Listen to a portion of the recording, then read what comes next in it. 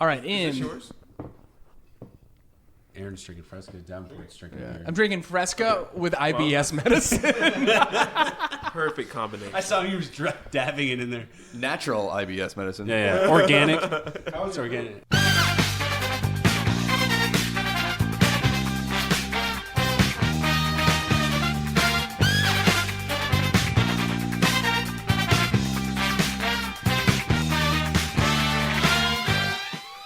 All right, and welcome to $2 Steak, a pro wrestling podcast. I'm your host, Aaron Varnum. Joining me today, Tolbert, Big Mike, What's up?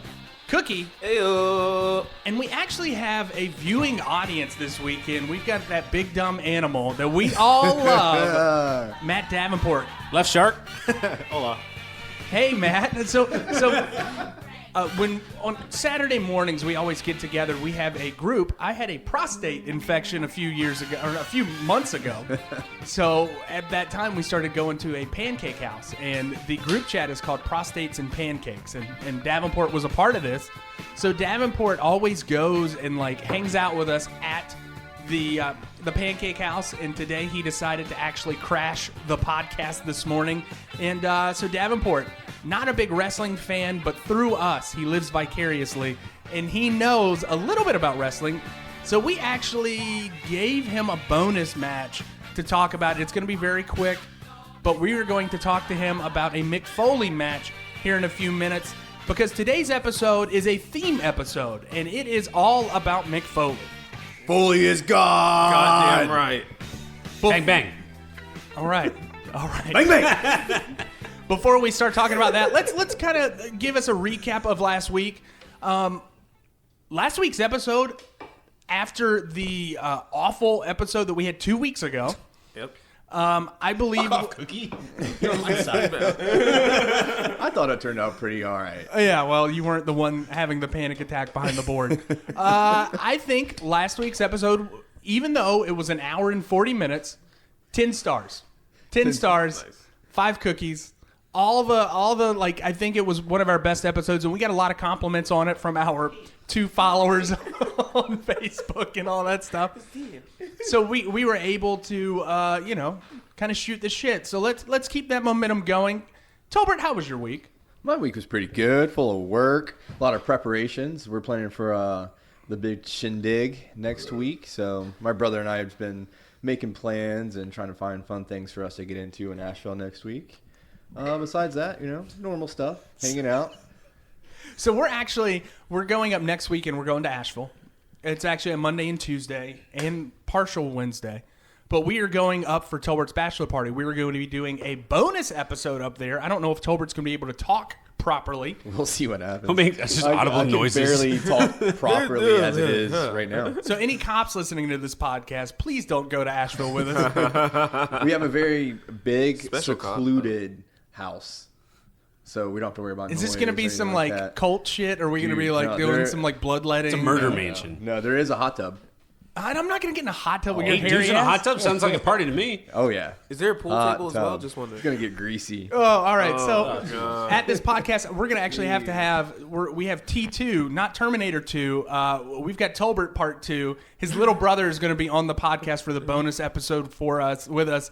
And we're going to assign him a match. Yeah. His brother's the learned one. His brother went to all sorts of college education. Still going to college. He's at Emory, right? Yeah, he's at That Emory. is insane Yeah, to me. the kid's a genius. I'm From very, the I'm very same proud of him. loins of Mama and Papa Yep. Tolbert. Is Yep, he younger? yep. Younger? Yeah, brother? younger. Okay. Yeah, he's a smart one. He's taken a lot of bumps from me over the years. A lot of choke slams. So a lot of full-on power bombs. You know what? I think next week we'll Beta probably we'll probably talk about don't try this at home again. Oh, yeah. Just from stories from him, where we'll. Well, I mean, we can. Next week's a different episode. I don't know if you guys are going to enjoy it as much as I did putting together the rundown, which I just did while Matt was watching his match. But I think it's going to be an interesting episode next week. I'm going to cough real quick, so talk for me. Yeah. All right, so Yeah. let's talk about All right, I'm back. I razor edged William one time. That Really? was like almost broke his neck. Oh my god! Yeah. Did you throw him? You're not supposed to throw him. I kind of threw him onto the bed. Maybe you reversed the Tolbert genes, and that's why he's so smart. I don't know. He did froggy splash me off of my grandmother's dresser. Why do you always call it a froggy splash? Because Because they were Frog kids. splash. I always call it. You always call it a Froggy froggy splash, man. It's splash. a froggy splash. That's what I always yelled when Eddie did it. I was like, Froggy splash! I don't know. All right, well, that makes a little bit more Yeah, sense. that's what I just always jumped up in the living room. Mike, what happened this week? Anything fun? I'm 2 out of the 4 weeks down for my final notice at my work, so pretty excited. You didn't re-sign that developmental contract. You're going to be No, going to AEW next week. I said, and good luck. I'm the fuck out of here. They gave you the old. What is the line that they always use? Best luck on your future endeavors. Oh, Yeah. Future endeavors. I'm also really excited because Tolbert's bachelor party is 3 of the 5 days of my last week at work. Oh, Nice. so And you're going to be guess who's not going to give a fuck about the Thursday and Friday? you're going to smell like liquor on Wednesday. It'll be like when we came on back Thursday. from Vegas. Yeah. Oh God. Oh, beautiful. That's another episode in its entirety. Cookie, I wish who had maybe one of the worst days in his life last Sunday while we were recording, Couldn't get locked my his out. keys in the car. But Broke got his... those keys out We of did. said car. So update, we did, in fact, unlock his car. Everybody was driving by, right? Everybody thought the guy whose house Cookie parked in front of, the guy was like, what are these people doing? I see 3 white boys and a Negro, and they are breaking into this car, and I don't know what's going on. No. That's exactly how it happened. I was going to say, I think that's guy- exactly what he was thinking. guy I came would out. say that too. The guy came out, just kind of stared at us, and Aaron's like, "Oh no, he locked his keys in the car. We're okay." And he goes, "All right." And he goes back He inside. goes back inside. I was Just so in case. uncomfortable. I was, yeah. Hey, look, a little Youngstown, a little Fayetteville ingenuity got them keys out. Oh, yeah, Goddamn right. right it did. And then he broke his phone, and then today, magically, that phone is working again, Cookie. What's up with that? No. So I still have my old phone, my Okay. Galaxy 7. Right. I just finally got to work with WhatsApp? I finally got to work with WhatsApp. Really? So that's okay. what happened with this. No, my old phone's still messed up. Okay. And I'm close. I'm this close to shooting a shoot promo on Verizon, but I'm not gonna do it right now. I'm gonna keep it cool. Verizon, We can you film son that. of a You bitch. son of a bitch. We can I'm film gonna that when we're see you SummerSlam. Damn it. Well, my week, I didn't get hit by a car this week. I did not. This morning, so last night I went to go see Godzilla. I ate a very large Italian dinner beforehand. Godzilla was a struggle to get through. I was falling asleep the whole time. Most of those are lately. I mean, you know what, man? Like, I love Godzilla Have you movies. seen the commercials for Godzilla? Where he's in the back of the Ice car? Cube's Yeah, son- it's kind of Ice cool. Cube's son is just driving through the It's kind of cool to me. I like the one with Bryan Cranston. That was pretty good. It was all right. I brought my friends to that movie with me. Midnight showing, they fell asleep the whole time. It was so I'm just the whole time I'm like sitting there like Nelson Muntz from The Simpsons waiting for Andy Williams in that episode. Andy Williams. That's a very obscure Simpsons reference that nobody's gonna Get on with your story, Aaron. No. So this morning, man, I was not. I woke up at 8:55. I was supposed to be at Chris's at 9. I got at Chris's at 9:05, and apparently I may have had a mini stroke last night because I was out of it this Aaron morning. wasn't making any sense. Aaron prides himself in being a Wilmingtonian Right. through and through, 30 years. And he was trying to describe where this Italian restaurant was. And he was struggling with crossroads and referencing places. And me and Matt Davenport, who have, not lived in Wilmington nearly as long, are just getting frustrated. We're like, Aaron, pull it together. We thought you were dying. And even during my it was during my order. The woman, like the girl that always takes our order, was just so confused by She's usually kind of confused, and then you were making her even more confused. So I'm having to decipher what they're saying and who's ordering what, and it was kind of terrible. It was Hey, bad. Matt, you were going to say something? Oh, Davenport grabbed. I was just gonna say Aaron couldn't use his words, and piggyback what Mike said. Like Aaron knows every street, side street, and everything, and he couldn't even figure out what Eastwood and MLK was. Oh my god, dude, it was bad. Like, and I could not get words out of my mouth. I'd taken my anxiety and mental medication beforehand, so we were good there. I just needed a couple cups of coffee in me, and You I got needed some syrup in you, man. I needed some pancake, some sort of chocolate like chips. some sort of blood sugar thing that just like pushed me up because I was bad this morning. We got some good feedback on last week's episode. A lot of people concerned about my mental well-being, but we're good with that. I think that it was a fun episode. In honor of last week's episode, we have the clown painting once again up. We'll get to that later. Everybody's still a little creeped out by the clown. Yeah, it's no matter. It still makes me uneasy. Yeah, no matter where you go, it looks at you. It's that neck.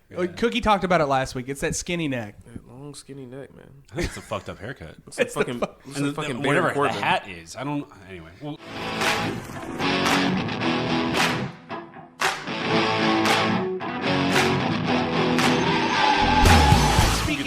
Speaking of crazy gimmicks here on $2 steak. $2 steak.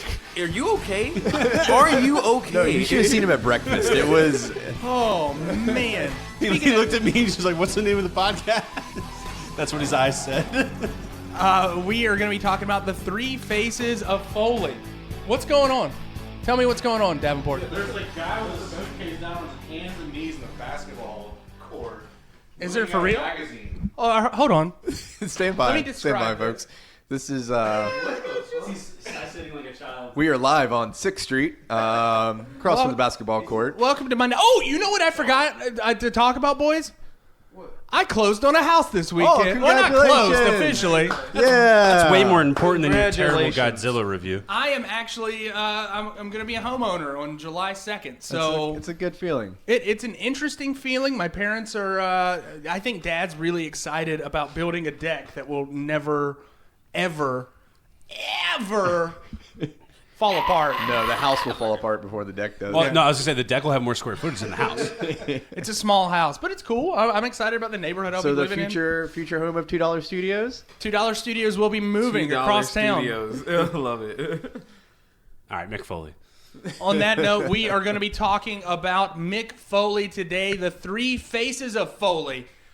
Mama Foley's baby boy. Mama Foley's baby boy. And, he is one of those figureheads that you would put on Mount Rushmore on, if you were ever to make a professional wrestling Mount Rushmore, I would say God, yeah. that, Steve Austin won, Ric Flair won. Mick Foley has got got an to be argument to be on there. Oh, yeah. Right, he does. Yeah. You guys, what were some of your experiences? I know Cookie and Tolbert kind of grew up watching his stuff.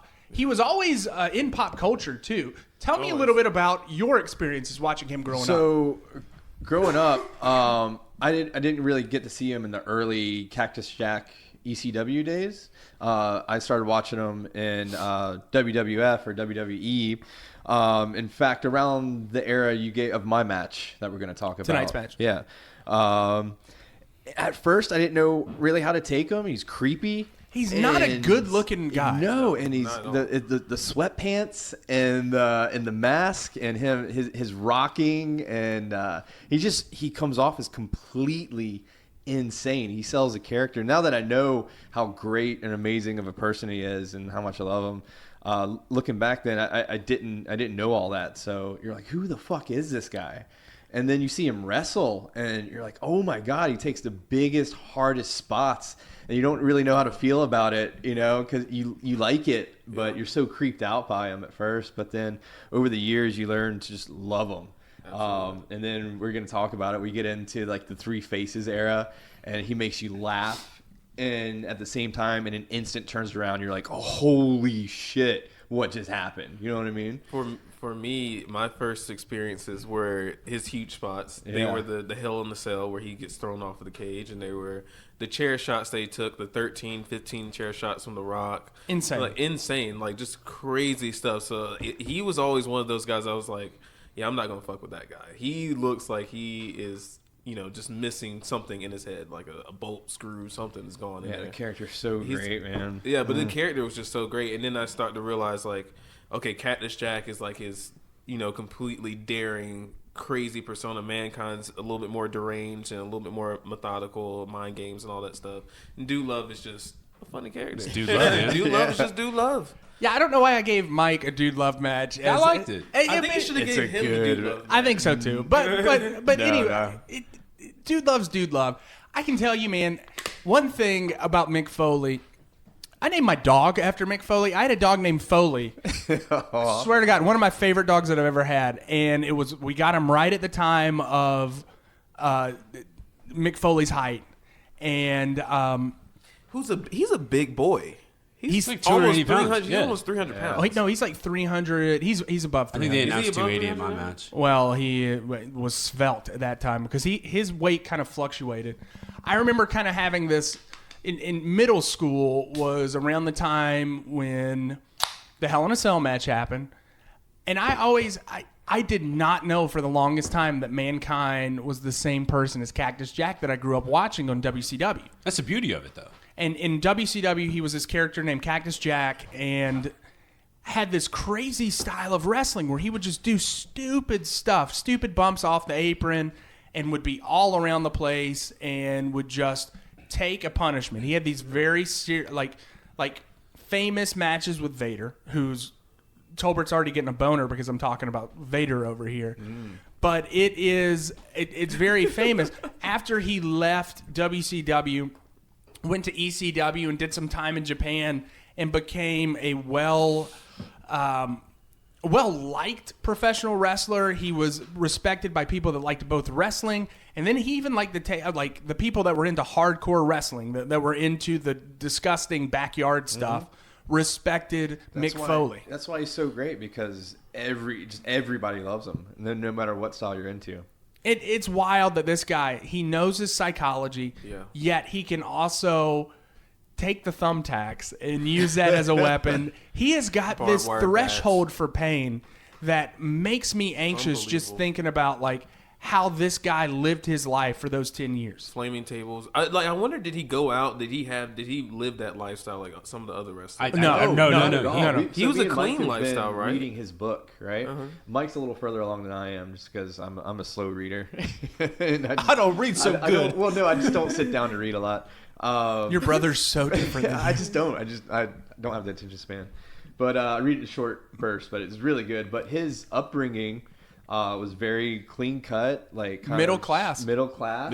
Married parents. His dad was like an athletic director, so he was always into sports. He got into wrestling in high school, and he was just kind of like a goofy, nerdy guy. And then when he went to college, he was just a super wrestling fan. And there's a funny story about he's supposed to go to college, but he sneaks off to New York to Madison Square Garden to watch Jimmy Snuka. Yeah. Well, that's what I think is really cool about him is.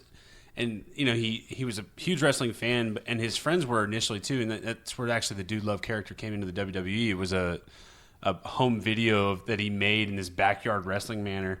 And as his friends, not aged out, but they kind of became disinterested in it, he was kind of sneaking away to Pittsburgh every other weekend, driving 400, 500 miles, and to work at a wrestling school or, like, train at a wrestling school. And there's a really neat story in the book where he comes back and they're like, "You're wrestling, aren't you?" And he goes, he had already made a vow that he wasn't going to, he kind of realized his friends were past it, so he wasn't going to mention it until he had his first professional match.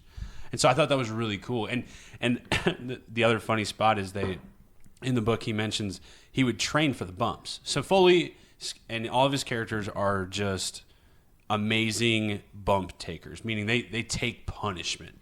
And he would train for it in the dark at a park at college by just jumping over a garbage can and landing on his back. Like, literally, that's what he would do repeatedly. And then because, you know, he mentions in the book, like, you can train your body to do things. And some guys train their bodies to do, you know, 619s and front flips off the post, and he trained his body to just get the shit kicked out of it. You say it like that. Some people train their bodies, you know, to do heart surgery, to do brain surgery. Some train their bodies to be phenomenal scientists. Some people just train their body to do fucking crazy bumps, man. So, growing up with watching Foley was always on the cover of all the WWF magazines at the time. He was on the Chef Boyardee commercials. I ate a shitload of ravioli, dude. Beefy. And he became kind of a household name, and like his character, maybe not neutered per se, but became more acceptable. When he first debuted in WWF, people were a little freaked out. He's this guy. He's got half of his head shaved. Yeah, the original Mankind was disturbing. Very disturbing. And you've actually got the original Mankind is wrestling in your match, Tolbert, tonight. Yeah. So it was also a little weird because he used to make those pig noises whenever he would get hurt. Dude. I was like, oh my god. I got a bunch of notes about all of his noises. Well, I forget what I was why I was watching or what, but it came up that like those original Jim Ross vignettes or like those interviews, like because McMahon was not sold on any character that he had. He was just bringing him in just because he was a name. And so he did those Jim Ross interviews, and Foley sold this character and made the audience buy in super fast. And so that's I think it was kind of pretty cool that he could do that. And he's a big guy, and his character has this kind of dark, I wouldn't say occult sort of vibe to him, but it's a like kind of crazy Sloth from the Goonies. But I would describe it. They were able to see money in a feud with him and Undertaker, and once they started like kind of booking those two guys together in the late '90s, a lot of people started saying, "All right, I can see money with this guy." And they kind of bought into that character. They bought into who Mick Foley was as a human being, which he is honestly one of the smartest men in the professional he's wrestling. college educated. I mean, how many wrestlers have a college degree? Scott Dawson does. Okay. And John Cena might, I guess. Xavier Woods is a doctor. Oh, my God. He's Xavier Woods is a PhD. genius. Yeah. All right. Well, what I'm saying is, in Foley's book is they're like, you have a college degree, why are you doing wrestling? Right. So, But his reasons are they get you, they pull your heartstrings man. because he absolutely loves it, and he takes all those bumps and he does all those things because he wants to entertain the fans. And like after some of his biggest matches where he's hurt, like he's asking, "Did it look good? Did Yeah, 'cause he doesn't remember. it?" Yeah, but that's like he's not. Am I bleeding? Am I okay? He's like, "Did it look good? Was it good? Did the crowd like it?" I got a couple years ago at the former Ziggy's here in Wilmington. He did a sit-down interview, and he did a sit-down spoken word performance almost, and he kind of did like a retrospective about his career. And for an hour and a half, it was just him telling stories. In front of the stage, it was a bunch of wrestling fans. He did a sweet meet and greet afterwards. I was able to buy my Cactus Jack T-shirt. I was able to, talk to this guy and. I was thinking about back to WrestleMania. You brought a bunch of wrestling shirts to Mike's house, and you hold up the Cactus Jack shirt. You go, "Here you go, Tolbert. This is for you." And I thought you were giving it to me, and I was like, almost like teared up. I was like, "Oh my God, thank you so much." He's like, "I didn't say you could have it. I said you could wear it while you watch WrestleMania." Just rip it. Just rip his heart out. Why don't you? I do just feel rip it out. It was a little bad. I didn't You mean bastard. to. Just Sorry. worded it a little As different. I wore a Revival shirt, I think, that night.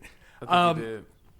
So Mick Foley, this smart guy, he's a different kind of wrestler, a thinking man's wrestler. Thank you, Devin. But also, he's Mick Foley, man. He's a singular entity in the world of professional wrestling. He's the guy that can take a C4 explosion against Terry Funk in a death match in Japan, and then work the kind of match against Shawn Michaels in the Mind Games match, where he actually has a technical wrestling match with some big bumps. And I mean, how many people can pull off three different characters? That's the point I wanted to say. My biggest thing is he- like, how many people can do that? He got three characters Over. super over. Yeah. with distinct styles. And exactly. I've only been around here a little bit, but like the only guy I can think of maybe was Jericho with like his different kind of personas or whatever. But three very different characters in a short span of time. At the same time. But at the same time, yeah. There's The this, Royal Rumble. that is one of my favorite promos. Is Triple H has got a match against I don't know which one it was against, but he comes off and it's Mankind, cuts his promo, and then he says, "Wait a minute," walks off screen, comes back in, and it's Dude Love. He's like, "No, you've got a match against Dude Love, baby. You're going to be wrestling Dude Love tonight." And then he's like, "I don't know if I can handle going against Triple H," sort of thing. I'm obviously paraphrasing. He's like, "But I do know one guy that does." Walks off Cactus screen, comes Jack. back in, Cactus Truth or Jack. Consequences, Bang, bang. New Mexico. And you knew at that point that shit was about to hit the fan for Triple H, and Cactus Jack comes down and they beat, he beats the shit out of each other. Triple H. Man, I remember when Dude Love first debuted. I didn't know what the hell was going on. I didn't because like it. I didn't like it at first. I hated it at first. Did you really? The first time I saw it, I was like, "What the fuck? What are you? I love What are that you doing?" music. But then, I love then that it's music. mixed. So you give it a chance, and you're like, And it's "All right, funny. yeah." And then you get into it, you're like, "Holy shit!" He starts doing the knee dance, Yeah, and the you're like- Charleston. and it makes you laugh because he sells it so well. But And- at first glance, I hated it, and I was like, "All right." And when it took Dude me a couple nights. Dude so. Love wrestles as a heel. Yeah. Dude Love's wrestling style, it's changed up every time. He's taken away some of those big bumps and turning it into a heel style wrestling.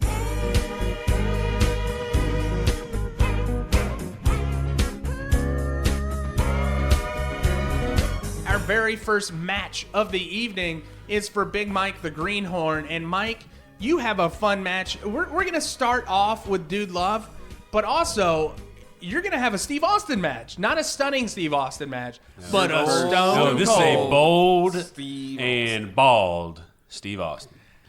And you bought Coors Light. What is this shit? You know what? The bodega next Stone to Aaron's Cold house would only kick had your ass. bottled Budweiser. You can't clink those two together. Yeah, I didn't want to, in case I got really excited. So yeah, Stone Cold Steve Austin versus Dude Love, Unforgiven, 1998, Greensboro Coliseum. The home of professional wrestling, in my opinion. This is actually my second or third Greensboro Coliseum match. North Carolina, baby. We were a hotbed in the 80s and 90s for professional wrestling. Really? And I really wish... I've said it before. I went to go see a Bruce Springsteen concert. Yeah. And I walked in there, and everybody's like, man, you ready to see Bruce Springsteen? And I'm like, no, I'm ready to see where Harley Race and Ric Flair had the first Starrcade. I'm ready to see. And I just go on this list, and my brother's like, all right, we're going to see Bruce Springsteen. So now's as good a time as ever to shit on Lawler because he calls the North Carolina fans idiots. Oh, I mean, most of us are. Right? Yeah, I was just going to say, he does mention have you that. seen Davenport, man? I mean, I'm looking at him right now in all of his glory. Shit, my bad. I didn't realize he was. My bad. I'm going to take a picture of all these dead soldiers on the table. All right. So, the match. My initial reactions, I thought it was really good. So this is a pay-per-view. It's a championship match. So they do a little 4 to 5 minute background kind of video spread about why this match is going on and the importance of it and all that sort of stuff. So I thought that was really cool because it kind of led people in. Again, this is 1998, so I'm assuming they did it because they were probably getting a lot of different intrigue of new people because wrestling is getting this is that uprising, right? This is where everything's like everybody's talking about it. It's mainstream media and all this sort of stuff. So I thought it was really cool. The premise of the video is that Steve Austin had won the title. Vince McMahon didn't want Steve Austin to be that beer-swilling, blue-collar son of a bitch anymore. And Steve obviously bucked that. And so you're kind of seeing that. In the video, they don't hit on it too much, but... What was that? Was that your actual phone working? That's my text message tone, boys. I'm sorry. Can you go ahead and put that on vibrate, I'm please? Sorry about Appreciate that. I apologize for interrupting the podcast. Unless the vibrate's broken, too. Nope, that's I'm locked out of the vibrate. So Dude Love at one point assaulted Steve Austin because Steve had challenged Vince to a one-on-one match, and Steve had one hand tied behind his back. They didn't say why Dude Love actually came out there, but he was out there. He gave Steve Austin the mandible. Oh, they were tag team. Okay, so he gave him the mandible claw, and Austin this video kind of thing says that it's a conspiracy that Love and Vince are kind of working together. So it kind of sets the stage, and I'll hit on it a little bit later. But for the ring psychology, with that is involved in the match. It's not so much ring, say match psychology, I guess per se. But the premise of that too is also to hit on that Vince will be sitting ringside. There was a lot of allusions to the Montreal Screwjob. Lots of it, and at that point it was 1 year after. It was 1 year after, and it was still fairly fresh in the minds of all the wrestling fans. Yeah, so that's one thing. So much Austin stuff. There are shirtless dudes with 316 painted on their chest. There are signs. There are kids with foam middle fingers. It is like every other shirt. It's a different time, man. Every other shirt in the Coliseum is a Stone Cold Austin shirt. So Dude Love comes out. Crowd goes mild. Literally nothing. Like he's just kind of this guy. He's a cool hippie dude. He's got tie-dyed shirt, tie-dyed headband. He does the Charleston. Talk about that music, man. Yeah, it's like this...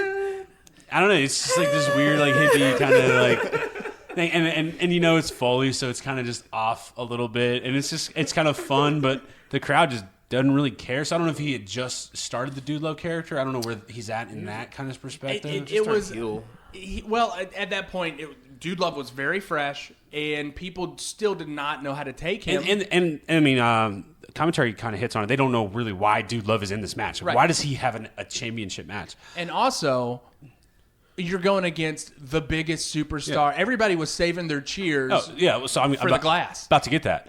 So dude's kind of just doing his entrance. He's doing his Charleston thing. He's looking at the crowd, standing around.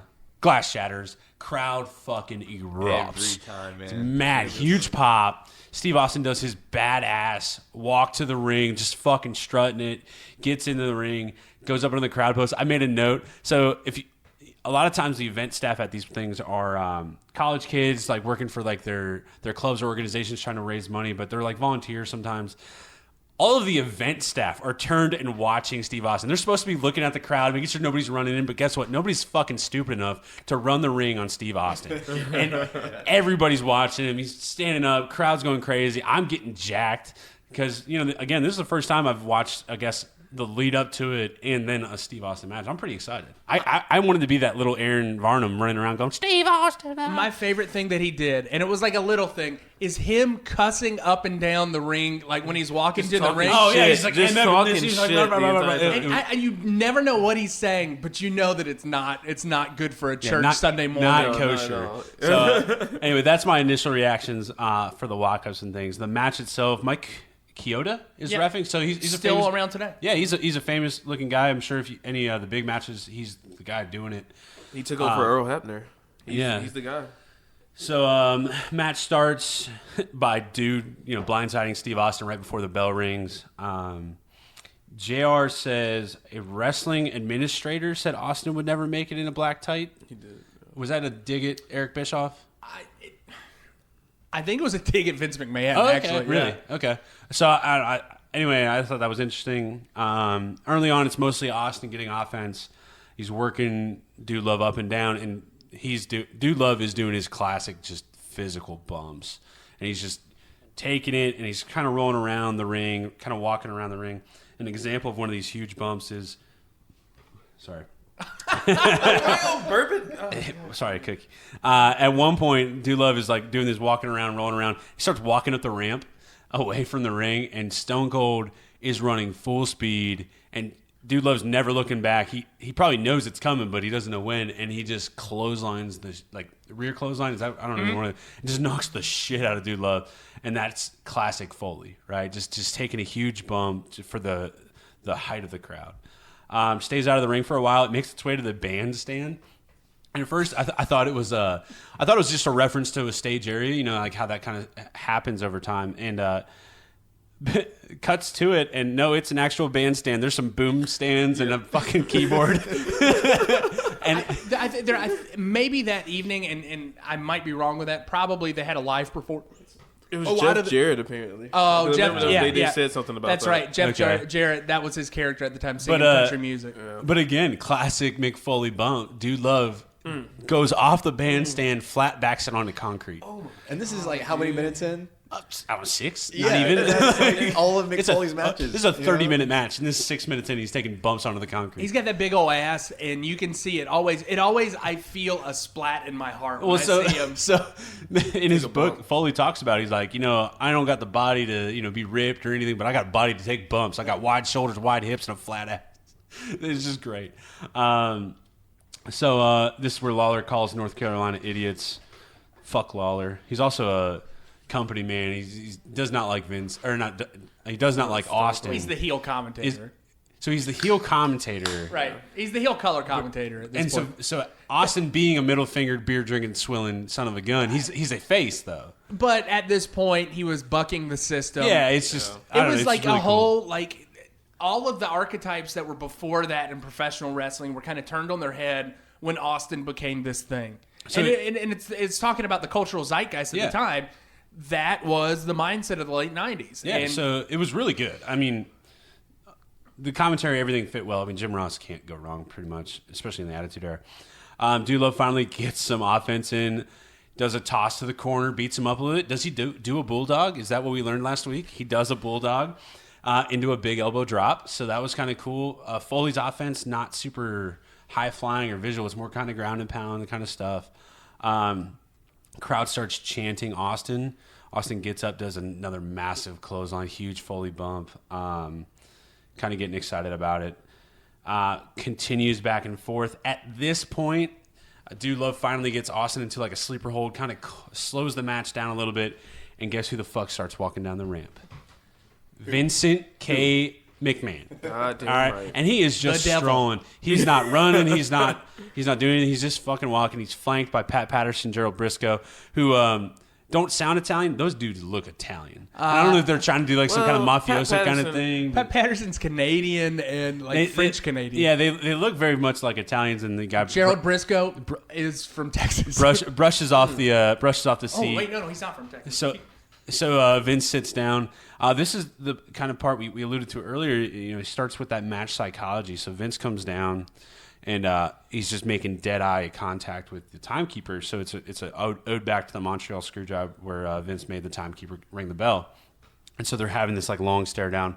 So clearly something's going on. Austin sees this happen, and he starts. You can tell Austin then, psychology-wise, is going, oh shit, I cannot get into any kind of hold because they'll ring the bell. So he starts fighting back really kind of aggressively, gets out of the sleeper hold. And they're making it very obvious, like the facial Yeah. expressions, but and it's almost like a play when It's you're good watching a play. storytelling. Yeah. It's over exaggerated facial expressions, so people in the audience, even in the audience, On the Jumbotron can see what's happening. can know what the story is as well. So I thought that was really good. Continuing the trend, dude gets some kind of really aggressive offense, slams Austin in the barrier. Vince yells at Austin to get back into the ring. And at this point, again, more psychology. So Vince starts chatting at Austin. Austin starts following, chatting up Vince. Vince is walking backwards up the ramp. Dude Love comes in running full speed, clotheslines Austin. At this point, it's kind of more of a 50-50 match, where initially it started Austin was just really beating the shit out of Dude Love. Again, nice spots back and forth. They're doing that like suplex over the rope thing. Is it Willie won't he kind of stuff. Ends in a neck breaker. Austin falls out of the ring. Again, more ring psychology. Ref starts counting him out, and Vince yells at the ref, stop counting. Because Vince doesn't want Austin to lose on a count out, because Austin will then retain the belt, and Vince clearly doesn't want that. So again, I really liked that. Dude locks into an abdominal stretch. And Vince starts yelling for the timekeeper to ring the bell. The timekeeper doesn't see him. Austin reverses it, and Vince immediately stops. So that was kind of cool. Gets outside of the ring. Austin suplexes dude onto the corner steps. That looked like it really fucking my hurt. God, Oh my I don't god! like that spot. Like I don't like that flat spot. bat bumps make sense. Ring bumps make sense because you're landing flat. You're dispersing your weight. He takes that step to the ass, Yeah, like right onto his low back. Yeah. And that was his thing. Yeah. He was not the traditional flat bat bump guy. And it was either that or he would take the Irish whip into the fucking steel steps and just flip over him. God bless. Can I just say it early on, and we'll say it again. God bless McFoley. Foley is God. He literally. There used to be a common I know, sign in the I know. crowd. It was Yeah. a thing. He in his book he mentions, he said, find a video of me putting an arm out or an elbow to brace my fall, and I'll pay you whatever you want. Because he just straight up eats it. At this point, I thought it was kind of funny. So Dude Love goes for some sweet chin music, starts to stomp in the corner. All right, Austin blocks it, counters, spins the dude around. Dude goes for a huge clothesline lariat, knocks the ref out. Poor Mike. Right, Mike Slam- Chioda. Out like a light. He's KO'd. Mike Chioda. Oh, Hey, everybody. Hey. All right, and dude locks into the mandible claw. Right, goes for the pin. Guess what? Referee's knocked the fuck out. So Vince is trying to wake the ref up. He can't. The crowd's going wild because they're like, oh shit, like he could be pinning Austin right now, but the ref's maybe he's dead. Gets outside of the ring. There's back and forth over a chair. Dude gets knocked down to the ground. Vince goes to help him. He's trying to get him back up. He's like, come on, man, get up. Austin clocks Vince in the face with a chair. The crowd goes wild. Bigger pop than when Austin came out. To watch Vince McMahon get hit in the face by Steve Austin, and it really plays into that entire dynamic that the Attitude Era was about, especially the Stone Cold Vince thing was, who doesn't want to hit their fucking boss with a chair, right? It was awesome. It's a little side story. I was watching your match. I was watching this match yesterday. I had it on the laptop. It was like sunny. I'm laying with the dog, and I dozed off watching it. And I woke up to that pop. Like I woke up to the chair shot in the crowd. I was like, whoa. Why did you doze? Yeah, that's his thing. It's just a He always High spots. He gets up for the high spots. he always naps and then wakes up right when he needs to wake up. There you go, Tolbert. So it was, crowd is literally going wild. Gets back into the ring. Austin hits the stunner on Dude Love, counts himself. just 1, 2, 3, grabs his belt, stands in the corner. He's the fucking champ. Because, I mean, what are you going to do about it, right? Right. Can we talk about this facial expression right here? Well, it's Vince on a stretcher with a neck Dude, bracelet. Vince sold that stretcher job amazingly. Yeah, it was really good. So my final thoughts, some deep, some not so deep. The ropes were super loose. I literally thought the same thing, and I sent it to MJ. We were watching this match, not at work. So it was there's one spot I didn't talk about it, but like Mick's on the rope. Austin comes to kind of like do some kind of dive flying thing, and Mick moves out of the way. Austin hits the ropes and gets all tangled up and like shoots out, but it's like this huge like almost cartoonish like stretch of the ropes and stuff. I was just like, man, those are like Twizzlers or something. Well, they actually used ropes. The WWF was notorious for actually using used ropes. You can still tighten up your turnbuckle. Yeah, and a lot of organizations even now use cable. Yeah, cable wrapped in rubber. WCW used cable. That's how Dude Love lost his ear. Right. It was a cable. It was a cable It was in Germany. with basically you put like a rubber casing, almost like a hose on top. Also of it. against Vader. Mm-hmm. Right? Yeah. Yep. So anyway, fun fact: Mick Foley doesn't lie when he says he has an ugly body.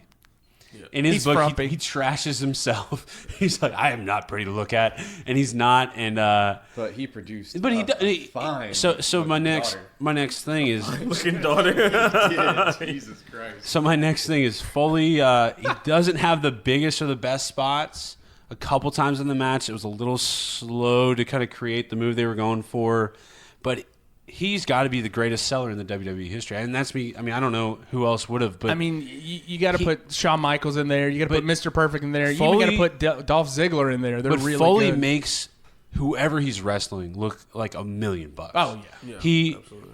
It's the biggest. Like it could be a little tiny spot, and it's the biggest fucking bump. And part of it is his body. It hits, it jiggles, it rolls around, whatever. But that was kind of great. Amazing match psychology and this was probably just because it was Prime Attitude Era. This was Vince and Steve Austin, one of the greatest feuds ever, one of the greatest heels ever versus one of the biggest faces ever. But it was just the way they portrayed it, the way they kind of teased at the beginning to the middle of the match lead into whatever happened after and during the match. It was just great psychology. So they talk about ring psychology and like when to do this or that between the wrestlers, but in terms of the match psychology, I thought this was amazing. A simple story being told, and even if you were a new viewer at the time, you were able to follow. And it's just do simple well, right? Do simple wrestling well. Story time with Mike Davenport hinting at my story, but it was just really good. And again, I'm continuing to enjoy the matches that are more wrestling than spot shows. Okay, it was really good. It was. It was a 90s wrestling match. I mean, you counter that to what we talked about with the AEW and the Young Bucks, like where it's just kind of spot, kick out, spot. It feels so rehearsed. Nowadays for some of those things, yeah. So it was just really nice to kind of watch. It wasn't a brawl, but it wasn't. I don't know. It was just. It felt more organic. It was real. just It seemed like two guys that were kind of fit having a barroom brawl in a ring. It was kind of cool. So that's my thoughts. Mike enjoyed his match. I really did. 2 weeks in a row. Not a tag team match. Keep it going. I mean, I really enjoyed the tag team matches, but... Well, you've got a singles match next week from Attitude Era. Cool. AE Mike. AEM. I just want to point out, again, remember, I didn't get to watch the I know. I'm going to ride by, and when I ride by Mike's house, I can see right into his backyard in his shed if he's working out there. I'm going to see him, doing backyard wrestling shit. After jumping over a trash can. I'm going to grab my blue bin, and I'm going to lay it on horizontally. I'm going to start jumping backwards onto it and off of it. With that being said, we are done with Mike's matchup, but we are only halfway done with Mike's segment. Make it quick. Make it quick. Oh, no, it will be quick. Trust me. Yeah, because this was an abysmal week of social media. Let me tell you, boys. Tell me. All right, so social media update of the week. So... big news, we created the hashtag after Tolbert's big announcement last week about if we get 200 followers, I can put him through a table. The hashtag is now Tolbert through a table. Tolbert through a table. All right, we're trying to get that, I don't know, trending, whatever, but we want people to see it. Drum roll. We are at 65 Oh, followers. that's plus That's a 3. net one. I was about to say, wasn't it just one? It's a net of one. So typically, once you announce it, we lose some, right? Right. It happens. One. Yeah, we lost 2. We gained 3. Not for a lack of effort. I believe Tolbert said. that's 3 steps forward, 2 steps back. We come together like Tolbert's not going through a So, table. yeah, anytime so- soon. I've been in the gym. The internet has voted by The fucking plane. plane. There it is. plane. Every time. Never fails. Hey, plane, Go for it. keep talking. Well, I'm just letting it Because it I'm have not its gonna. moment. I'm not gonna edit this I know, out. I'm just letting it have its Never. moment. So, not for lack of trying, like Tolbert said, most of our tweets do really well in terms of impressions and some engagements, but apparently people just don't want to follow us. I also did not do. I'm tired of the Follow Friday circle jerk. You did it 2 weeks. I did it 2 weeks and I got like 20 followers. Oh, but then do it again. no, but like it's really like the same You 16 feel to 20 ashamed. people, and that's the same 16 to 20 people doing it. So once you get those followers, it's like, all right, now we got it. What do we do? And I don't follow back. And I think they're cross-referencing, and then they're the ones that leave us. I believe it's $2 steak. I'm looking at the algorithm. All right. So, favorite tweet of the week? I kind of switched up a little bit. Jim Cornette and some random fans were bantering back and forth about different era tag teams and who could beat up who. Oh God. And me, I'm a Jim Cornette fan. I'm a wrestling fan at this point, and I'm just like, come on. So I tweeted out, our dad can beat up your dad.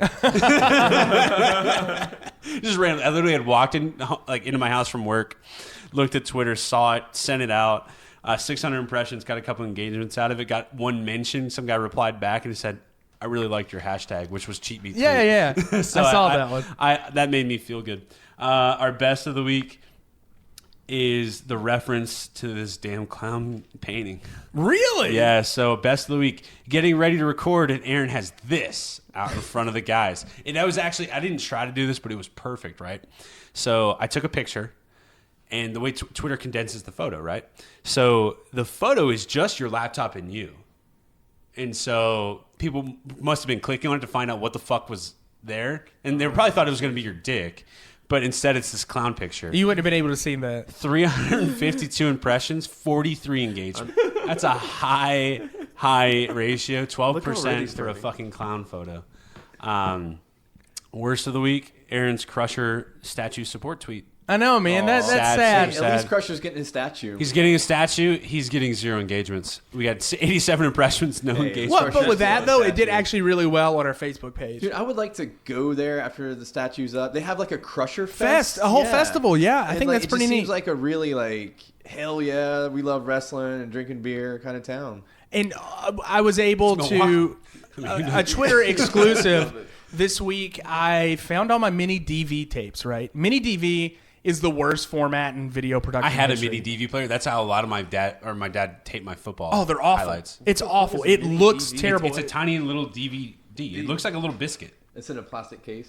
What? Oh, So Wait. You want to hear another funny mini DV? yeah, story? of course. There's a Story time. There's a video of me teaching a step class for my group fitness class in mini DV format. I need that. It's somewhere in my house. What? Stop stomping. My landlord, who Sorry. will not be my landlord next month. Yeah, well, she probably just had a heart attack. She's 86. She listens. She listens. Yeah, anyway, to the yeah. So podcast. there's a mini DVD of me doing a step class. Just fun. No, you said facts. mini DVD. Mini DVD, whatever the Mini fuck it is. DV is a tape. Oh, yeah, that's what it is. Okay. So I went to my parents' house the other day. Come on, dude. Know your audiovisual equipment, man. I went to my parents' house the other day, found all of my mini DV tapes of Midnight Mayhem. At that time, I think I literally for like 2 weeks, it was on our TV guide as wrestling. I just had it as wrestling. And so this is a lot of the early stuff that I did with who is now Scott Dawson. Can I ask a question? Yes. Are we done with the social media update? Well, I'm going to talk about this because it's a tweet that I did. Yeah, this but week. I got to go to the bathroom. Yeah, go take a piss. So I was able to find a match between Scott Dawson and Scotty Saber. Scotty Saber is a guy, he came up through Jim Cornette's system through OVW, and he lives here in Wilmington. He's a super good guy. He's a big Steelers fan. Steelers fan, Mike. Mike can't hear me. I thought he was going to yell from the bathroom, go Steelers. But in the next few weeks, we're actually going to do a sit-down interview with him, kind of talk to him about the OVW system, what it was like coming up with Dave Bautista, Randy Orton, John Cena. He was a part of OVW during that era. That's awesome. So it's pretty neat that we fucking get to awesome, hear man. about that, and we get to hear what it was like working under Jim Cornette. Are we all gonna sit like Indian style on the floor? Like I mean, this? we'll Like, kind of have him just like, looking at yeah, him, like, just kind of. He's a He'll be super on good his guy. throne. Yeah. More story, please. Tell us about OVW, sir. Tell us about Brock. That's a little tease coming up. But on our Twitter this week, I found one of the matches between him and Scott Dawson. Really good match for 10 minutes. I posted it on my YouTube, and with that, I shared that link out on Twitter. If you guys want to go on Twitter and kind of check out some of the stuff that we've got, it's the number 2, then $steak _, and you can watch that matchup, and I'll be kind of like doing like a trickle of mini DV tapes as soon as I can get them. I broke 3 mini DV tapes this week trying to use them because it's such a crappy format and I hate it so much. Like the tape snapped on a couple of them, you know, like while I was fast forwarding and I heard a Some great noise. technology there. It was terrible technology. But I sent it to Scott Dawson while he was in Saudi Arabia. I sent him the link to his match, and all he writes is, "Damn, I was really good back then." He had great hair. He had weird hair. Like this was his heel time. This was when Scott Dawson was Casey McKnight, and he was a very fun character to kind of to come into the business with, you know, to travel around with him. People hated him. I remember one time, and this may have been the match, but he threw something at a fan that threw something at him. The fan called the cops, and thank God that cop that was called was my cousin Blaine. And Blaine knew. Of course. Only Varnum, though. Oh, you guys have no idea. If we go anywhere with Varnum, especially in an event out in the outside city limits, he knows everybody, their cousins. Where'd you go to aunts, high school? uncles. Yeah. Oh, do you know this person? Yeah, I I do. know him. So my cousin I'm Blaine. a Barnum. My cousin Blaine comes to the indie wrestling event at Charlotte Armory, and Casey didn't know who he was, right? So Blaine is like, "Yes, ma'am, we're going to have to arrest him." Puts Casey in handcuffs, right? Puts him in the car, and Casey's like freaking out. He's like, "I'm sorry, I didn't mean to." And like Blaine's like, "Dude, my cousin Aaron is." He's like, "Wait, you know Aaron?" He's like, "Yeah, I'm just doing this for show." And he's like, "This is awesome." Yeah, I was gonna say, I bet it looked great. It looked so good. It was so good at the time. So thank you, Blaine, for that. Anyways, that is it for our social media. What was our worst tweet we already talked about was Crusher? The Crusher tweet, yeah. I'm always going to say worst of the week was me. Okay. Because we didn't get any followers. But, dude, this was the most official Twitter week we've ever had. It was I know. hashtags, GIFs. It looked great, get out and we there and got follow us. nothing. So I'm going back to trolling people with dick pics and dog photos. And if you don't want dick pics and dog photos, follow us on Instagram. Number 2 Wow. steak Wow. _. I'm gonna try to Tolbert's collaborate. been trying a lot harder. Wait a minute. Yeah, Wait a you minute. Wait a shouldn't minute. have Wait a minute. Wait a minute. Wait a minute. Wait a minute. Here's the deal. Airplane. Here's the competition. Airplane. The plane. Airplane. First Here's to the hit 200 first to followers. hit 200. Other person goes through the table. Other person goes through the table. Hold on, Tolbert just admitted at breakfast today that all he does is go through his friends list and That's getting followers, brother. Yeah, That's getting followers. But I'm gonna try to collaborate with you a little bit. I want to make it more of this day in wrestling. Some Okay, old school I can stuff find like you some that. stuff. And we'll be posting old You know what? flyers. And I'll then, go through a table. Let's do it. First to 200. You heard it here first, Davenport. As a listener, can we get first 200 goes through a Varnum town table? No, we are not making a Howard Varnum table. No Howard Varnum No, table. that'll be worse than Cactus or Dude Love going to the concrete. Mick Foley has seen my dad's craftsmanship, and he's like, I wouldn't even go through that. But yeah, so we're going to try to post some good stuff. So follow us, like I said, IG and Twitter. Oh, speaking of which, go on Twitter, man, or on Instagram. There is a really fun wrestling community of kind of like bootleg people that are making bootleg T-shirts and stuff. I am wearing this T-shirt, and it is from this guy on Instagram. I'll find his name here in a second. But it is a handmade fan T-shirt. It says Texas Deathmatch. Hell yeah. And on the back, it's got all the rules for a Texas Deathmatch. It's really neat. It's pretty sweet. It's a sweet T-shirt. There is some really cool. There's piles of wrestling tapes. That's an Instagram account that I follow, and it's got really fun clips of obscure wrestling matches that maybe you have forgot about or you never knew existed, check out the Instagram wrestling community, man. It is really cool. Twitter is a lot of people just yelling at each other about how much they hate wrestling. Yeah, I was just saying, I feel like you're trying to take Tolbert's side to watch me. I kind of am. No, it's just, you can have both. I'm at, you know. We can have both. You can have both. You can First to back and forth. 200 challenge, boys. I am ready for this. That table's going to be a lot easier to break with Mike going through it, though. Yeah, I'm gonna have to choke. Yeah, I'm going to make the table. It'll be a coffee table. It's made out of particle board. I'm gonna find. So we better hit the table. gym. I'm I weigh gonna 300 pounds. kick I need you to both. get me up. You gotta get him up. You gotta get him up for the power I've been bomb. trying to get ready for this wedding, man. I've been in the gym, dude. Yeah, we can tell. All right, so Yeah, 3016 black on. Yeah. Ooh, dig it. Jesus Christ.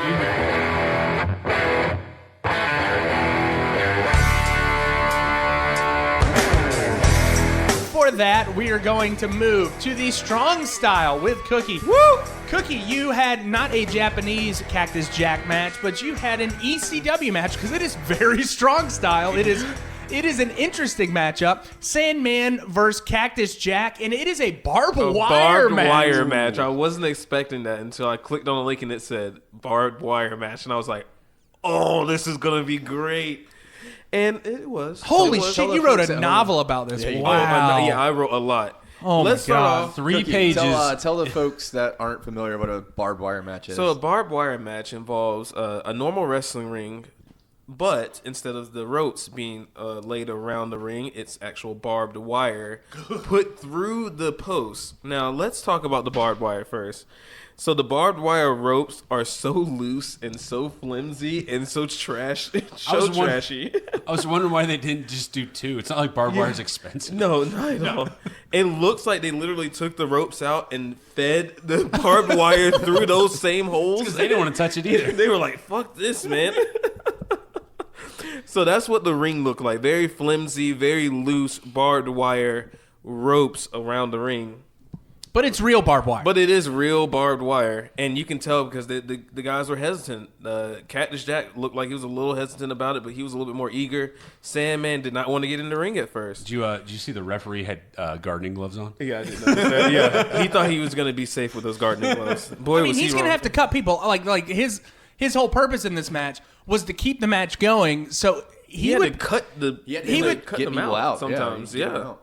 Now I'm gonna get on Sandman for a little bit.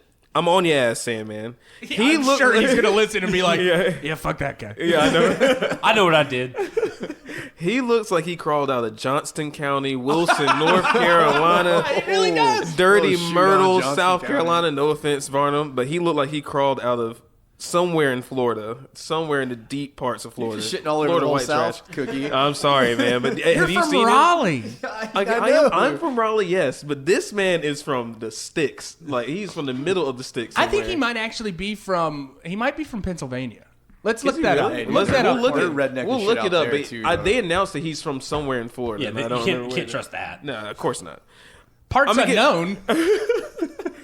Truth and consequences. New Mexico. I love that. Bang bang. Shout out to Cactus Jack. All right. So Sandman is wearing zoot pants, a matching bandana with those zoot pants, zebra print, of course, and Jordans. He's wearing like the Jordan 12s or something like that. I don't know what they were. The flu game Jordan, something like that. So he was born in Utah, resides in Philadelphia. Yeah, that makes sense. Yeah, you know what? He looks like he's from trashy. Philly. Fuck that guy. Actually, yeah. But he's trying to do like a. No, like dude, a- he a looks straight deep from southern- Philly. He looks straight Philly, In man. that picture, he He's does. But trashy. in my match, he looks like I guess He's trashy Philadelphia. He Yeah, I looks guess it is blown and trashy just Philadelphia. like dirty. And he's growing a mullet too. That I can tell. You character, can see man. that he was growing that mullet out, boy. He would Good come out God. with a cigarette and a beer in his hand and a kendo stick. and a kendo stick. Yeah. How could you not like? If you're trashy and from Philadelphia, Yes. how could you not get behind that? And you know what? EC Dub, man.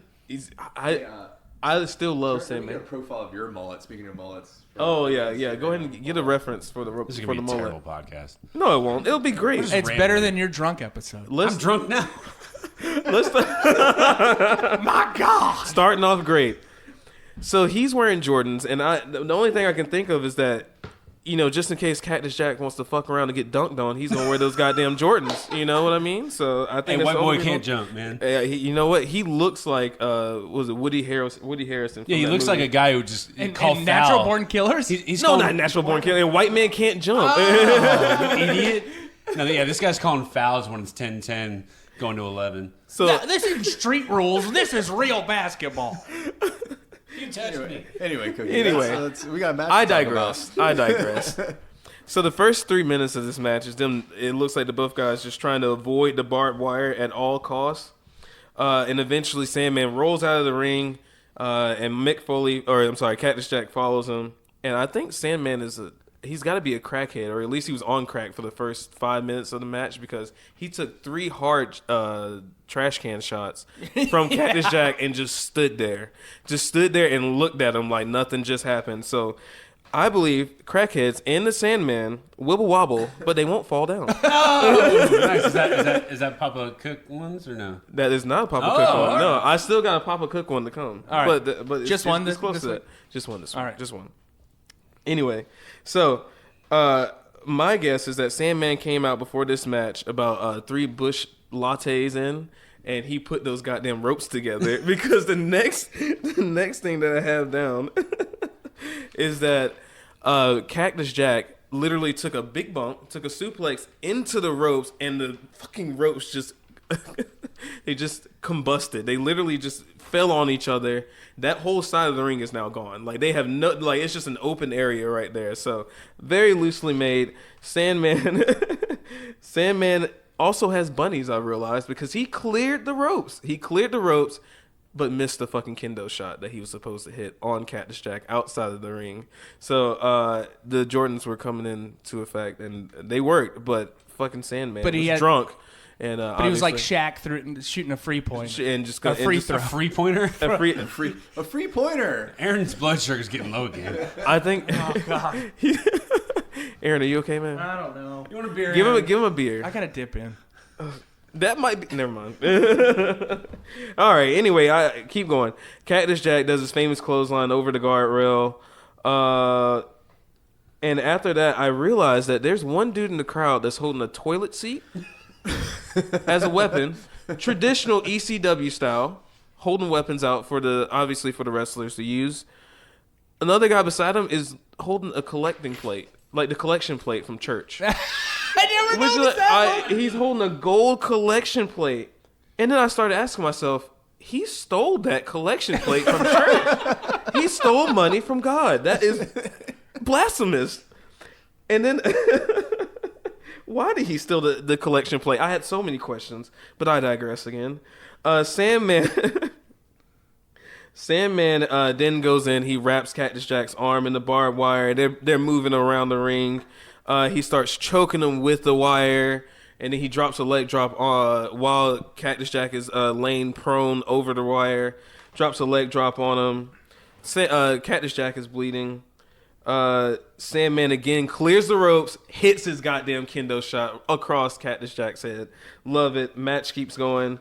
Sandman drags Cactus Jack's face. They get back into the ring, obviously. Sandman drags Cactus Jack's face across the ropes. Cactus Jack is starting to bleed. It's starting to get a little bit bloody. Cactus Jack starts to regain some momentum. He punches Sandman, who falls over the ropes, backwards over the ropes. Again, another side of the ring is cleared out because Sandman did a bad job in putting the fucking ring together, man. Like, I gotta call him out on this. He was too busy hitting the meth. He was. And the entire time, I believe his manager is it Francine or the woman, whatever her name is. That was woman. That was Nancy Benoit. That's her? That is Nancy Benoit. No, that's not. Oh my God, I just learned something that, holy fuck. That is Nancy Benoit. Wow. Holy shit. Okay. Let's have a moment of silence for Nancy Benoit. I'm gonna chug my Coors Light. 1 second. Back to the match. Thanks, Nancy. Yeah, exactly. All right. So, the entire time, Nancy Benoit, a.k.a. woman, is just yelling at the top of her lungs, like, just, no, Sandman, no, no. Like, just, oh my God, it was piercing. I couldn't hear the fans, but I could hear her. Good gracious. But anyway, Sandman, he just fell over back outside of the ring through the ropes again. Sandman gets back in, counters Cactus, and drops some hamstring / dick first over the ropes, onto the ropes, or barbed wire, I should say. And the match keeps going. Is anybody bleeding at this point? Yeah.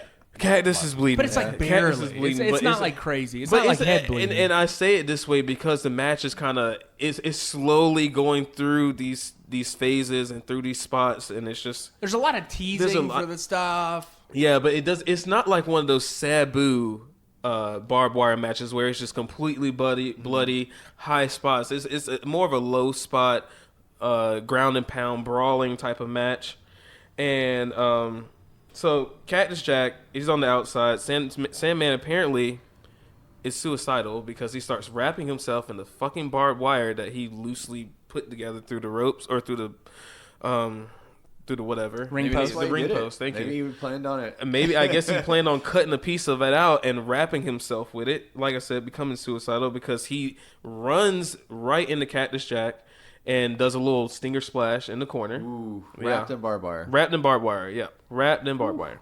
Match keeps going, but obviously, I mean, it came back and bit him in the ass because Cactus Jack, hockey style, brings Sandman's shirt right over Cactus Jack, or right over the Sandman, so like Cornholio style, if you guys know Beavis and Butthead. Yes, Cookie. We know Beavis and Butthead. All right, cool. So it quickly backfires. Sandman has his fucking shirt over his head with the barbed wire across his neck and across his shoulders, across his face, and Cactus Jack just starts fucking punching him in the head, kicking him, leg drops. He took the trash can, dropped his leg, put all body weight over top of him with the barbed wire on him. Sandman starts to bleed. He's drawing blood. It's red. And Sandman's bleeding now, and he still has the barbed wire wrapped around him. No one is going for a fucking pin at this point. I still don't understand why. The match could be over at any point, more than likely. Thank you, Mike. Cactus is using the barbed wire against him. Sandman counters it, picks Cactus Jack up from the legs, 3D style, drops him into the barbed wire, neck and shoulder first. Match keeps going. Sandman does one of the most Myrtle Beach, Johnston County things I've ever seen in my life.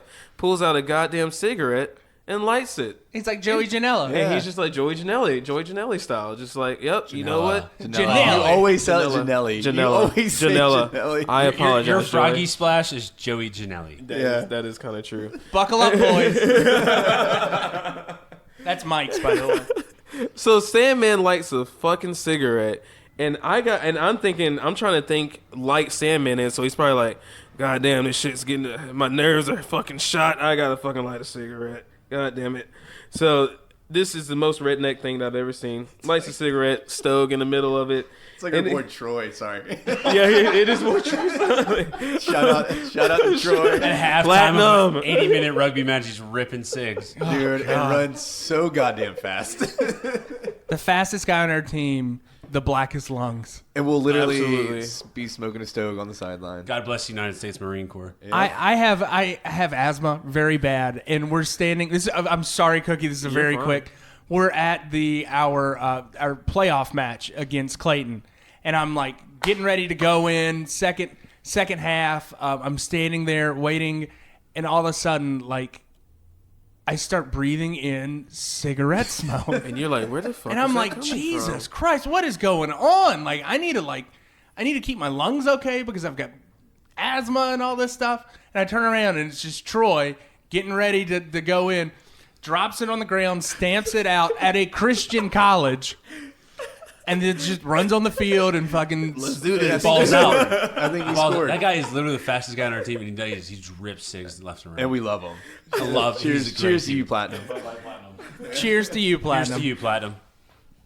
Sandman is who Troy aspires to be, and I hope one day he reaches that. I hope he reaches that fucking mountaintop. But back to the match. Sandman has a lit cigarette in the middle of the match. He's trying to calm his nerves down.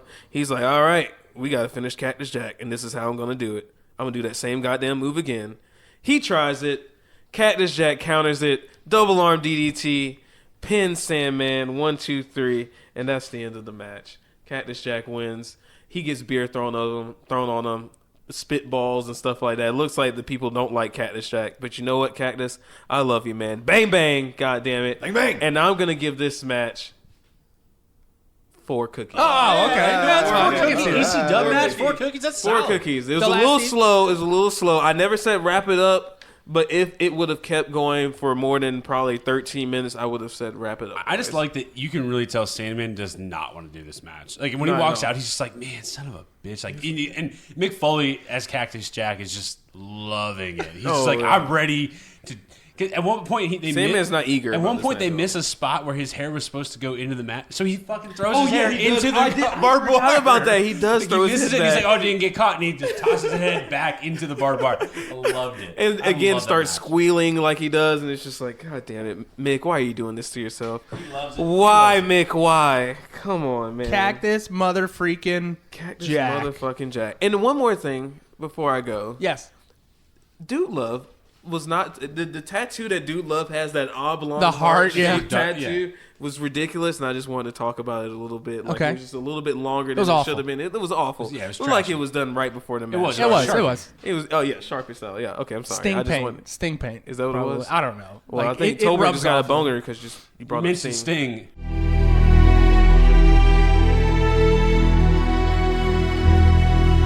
We are finally at the. Actually, I'm looking at the time. We're not as bad as we were last week, but here it is, Worse folks. than we were last week. The high Keep spot. talking. In his matchup, Tolbert's matchup this week is between HBK, the Heartbreak Kid, and Cactus Jack. It is from the pay-per-view Mind Games. Mankind, not Cactus Jack. Oh shit! I'm sorry.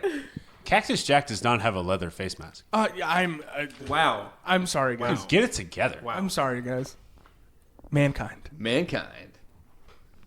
All right, so W at this time, WWF. George W. Bush. It is In Your House, number 10, Mind Games. I didn't catch the year on this. What year? I was like 90. 97 or 98. Yeah, I was gonna say 97. Okay, I think cool. 97. The In Your House has that cool, almost like 90s style logo. It looks like it's like It's got the 90s style logo, and a lot of them look like they wanted to do the In Your House thing, but it looked like America's Funniest Home Videos. It Yeah, did. that's It did. I was exactly trying what to think of what it reminded me of. Like the big home block set that- letters, a Yeah. bunch of dull But, colors. like the actual set, the entrance was yeah, like it's like a house. yeah. It looked like Bob Saget was about to walk out. Oh, here's one But- where the guy gets hit in the balls. But the lights dim and the music hits. And it's not Bob Saget. It's Paul Bear. I was so confused. I was so confused. I was like, did Aaron give us the right link? What's going on? I just tweeted this out. What's happening? So Paul Bear, looking as creepy as ever, comes out Fatter than last week. Oh, come on! Don't talk about Paul that way. I think this was before last. I don't week's know, but he was bigger this time than last time. Oh yeah. Anyway, so looking creepy as hell with the urn, comes out selling it hard. In front of him, coming down the aisle, are the hooded druids. I think Vinnie Mac refers to him. He's on the mic, pushing a casket. What's in the casket? We don't know. Is it the Undertaker? You know, who knows? Who's in that casket? There's Paul Bear with the urn. Let's find out. That's a tease. They make their way to the ring, park the casket ringside. Casket opens. It's Mankind, and this is old school Mankind. So he has the leather strap face mask, hair everywhere, looking crazy. Half of his shave, like patches of his head shaved, and he does this rock. He makes these creepy noises. He yells a lot, and he does this nervous rock, right? That's like me recording the podcast. Yeah, and he sells it so well. You're like, what? And like when you first see him, you know, you're like, what the fuck is wrong with this guy? Can we, you know? for 1 second, can we just talk about the way he walks with like the one shoulder that's just Oh, yeah, he drooped down droops it. and he Yeah, just the droops it? droops Little it. hunchback, man. Yeah, and I'm gonna get to that here in a second. God, it's so weird. He's getting a lot of boos, man. He's really drawing some heat. So everybody in the crowd is booing. But as you'll notice here in a second, when that music hits, everyone in the crowd is there to see Shawn Michaels. Oh man, they go crazy. There's these old like late 90s mom haircuts in the crowd. They have signs and t-shirts, man. They're going crazy. Does Shawn ever realize like his attire is very similar to like the gay leather It really is. scene? It really Is is. that The women loved it, man. yeah, they and the love it. flashy, But that's yeah. that's I can't help but think that, you know, when I see that come He's out. a leather boy. Leather boy. He not is a boy toy. Boy toy. Anyway, the crowd eats it up, man. Women, men, everybody. There's like guys in football jerseys like, oh, fucking Shawn Michaels, yeah. You know what I mean? There is. He makes his way to the ring. Pyro, lots of pyro, just In all ring behind pyro. him. Yeah, in ring Not even pyro, out of the ring. In as ring. he does his classic pose, as I was doing on Myrtle Beach, I saw that. wasted last week. I might have to tweet that photo out. Yeah, you have to. Yeah, And the elbow drops. The videos are hard to tweet. All right. yeah. Then more pyro from the ceiling. Match starts. Shawn looks really nervous. He's pacing around. He sells the fact like, and I think Mick Foley or Mankind might actually scare him. There's a little psychology behind this match. Shawn Michaels was champion at the time. Yep. He was super over. He was a babyface, and Still a douche. yeah, still a douche. Still At that a time, douche. in the Attitude Era, and with WCW and NWO and stuff going on, people liked bad guys. People liked Stone Cold. You know, people liked, they liked the rebel kind of characters, and people loved that. So Vince thought he had to toughen him up.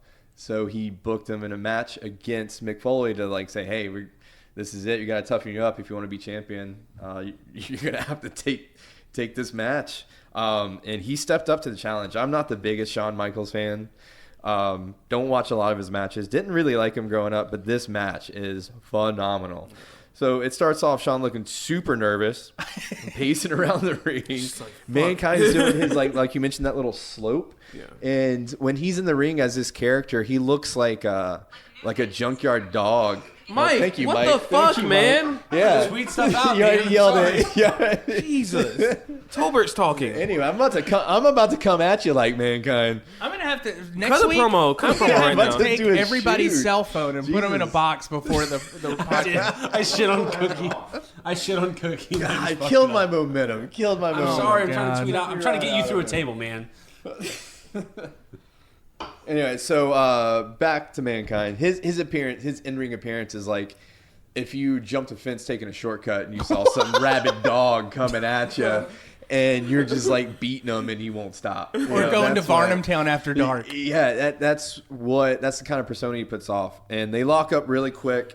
Mankind drops him with an elbow, huge elbow. Everything in this match, there's a lot of spots. There's a ton of spots in this match, but between those spots, all the time stuff, catching their breath, all the punches, the clothesline, the whips, they are hardcore, and they make huge smacks. And they really, I don't know if they're selling that hard or they're actually hitting each other that hard, but the punches look crazy.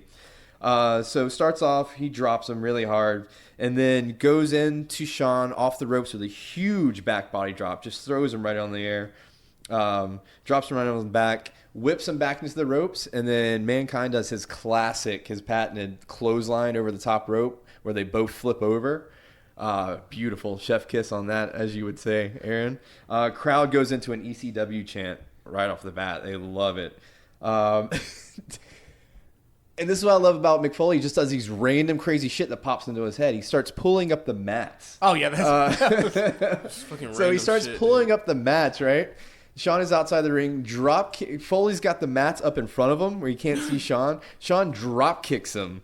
he Knocks hits the him mat. down, Yeah. yeah. Matt's And, over top. and then starts jumping, doing like little coup de grace on Mick Foley through the mats. Like you're killing a spider in the house. Yeah, and then he hits him. He's up on the curtain. Foley gets up. He hits him with a cross body off the curtain, which drops Mick Foley. They make it back to the ring.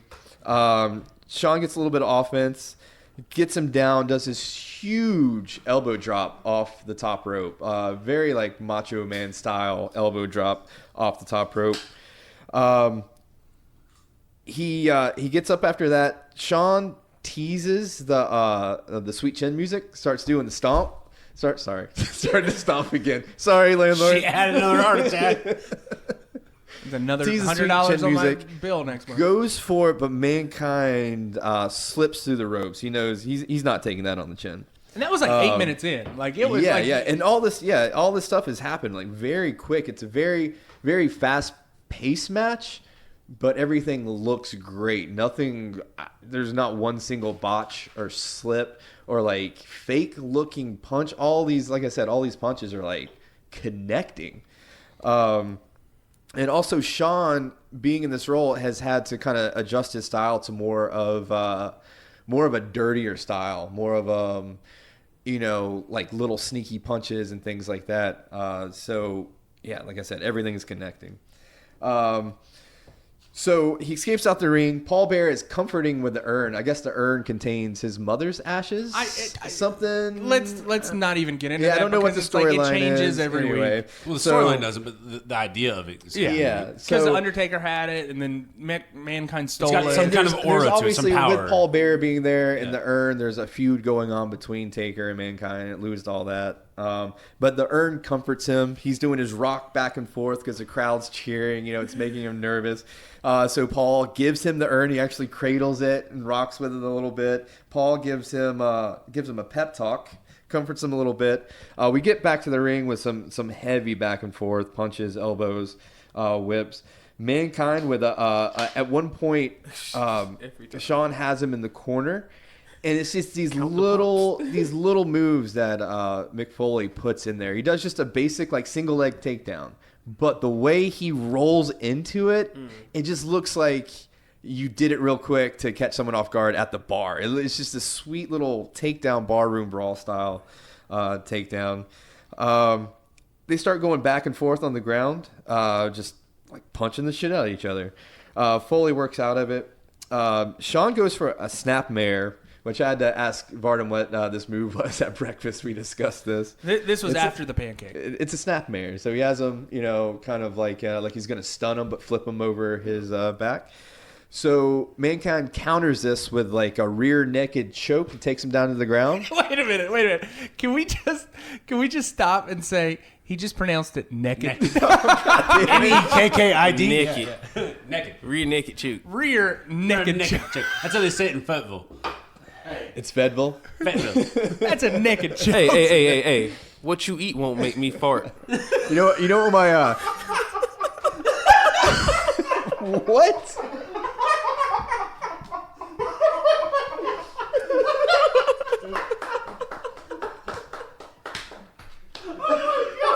Every time. I love it. That pause. What you eat won't make me fart. I don't even know what I was talking about after that. I'm fucking crying. I'm crying. I don't even know what that means. Dude, it means what it says. I don't know what it means. It says what it means. Dude. We need to get my dad on the show. Dude. Yeah, we do. Jesus Christ. Oh man. Anyway, rear naked choke. Gets him in. All right, so Foley has him in the hold. Sorry, this is no, don't apologize for that. Oh man, this is the first glimpse we see of the mandible. So, Mankind pulls the fingers. The mandible, for you folks at home that aren't wrestling fans listening, it's where Stone Cold takes his two metal fingers. No. What? Did I say Stone Cold? See, Cookie's got me all fucked up. What I was thinking of Mike's match. When Mankind, he takes his two fingers and he sticks them in the other person's mouth. 3 fingers. Well, it's He's got like a it's like a it's bowling. It's like this. It's like a bowling ball grip almost. Okay. And he has his The thumb under mandible the claw. jaw, two middle fingers in their mouth. The mandible claw. It's a brutal move. Just an ode to the old days. Let me do it on you, Davenport. Come here. Yeah. He's gonna let you do So it. wash He's your, gonna let wash you do your it. hands Do it. first. You don't want to stick your fingers in that mouth. Like taking a hook out of a fish. So Mankind goes for the mandible. They're locked up. They're going back and forth. Shawn works out of it though, so he does not get the claw. He gets free. Foley's on his back, full mount from I've got my names all mixed up now. Shawn, full amount from Shawn. I was on a roll. I think it was the pen that fucked him up. It wasn't you, Cookie. I was on a roll, man. So Foley on his back, some heavy punches from Shawn. At one point, he has his he's on his back, but he has his head on the ropes, and Shawn's punching him, and his head's just bouncing back and forth off the ropes. So they get back up, get out of that. Foley drops Shawn with a massive elbow and rolls out of the ring to bring the announcer table into play. And it's the Spanish announcer table. He doesn't clear the monitors either. You don't usually see people like clear the monitors, like back up. Foley just grabs that shit and kind of catty corners it next to the ring at an angle. So this is at breakfast where I was like, Vince was like visibly upset. Yes, and he's ringside. He's like, "What are you doing?" and we don't. I don't know if he's upset because of the table or because I don't know nobody if he's trying to anything. sell it because he's of seeing the dollar signs of that equipment. Yeah, exactly. Like, this is earlier days too. These are 9x9 monitors. Like they're massive. They cost money, and they just slammed some fat dude into them. So while he's setting up the table, Shawn Michaels sneaks out and does this sneaky, beautiful. Just as Foley looks up from setting the table, Shawn comes over top of it with this huge diving splash and just takes him down. And little action outside the ring, leading to Shawn suplexing Mankind on the metal steps. Ooh. And I mean, just right in front of the crowd. And like you said, he does not put an elbow down. He does not put an arm down. He takes it right on the back of the calves and the back of the knee. Yeah, his legs got really messed up on that one. Yeah. Jesus, right onto it. I hate that. So it gets back to the ring. This starts Shawn working on that knee that he just slammed on the steps. So he's really doing that. He's doing some holds, some submissions. He's doing leg drops on that knee. He actually brings him over to the casket that's ringside, starts slamming his knee on the casket. And did I write a note about a figure 4 in there somewhere? Is that coming up? Like I said, there's so many spots in this match. When did he do the leg stab thing? So that I've got that coming up too, okay, dude. Okay. There's so much shit in this match. Anyway, this point, Foley's caught in the turnbuckle. He's taking some stomps.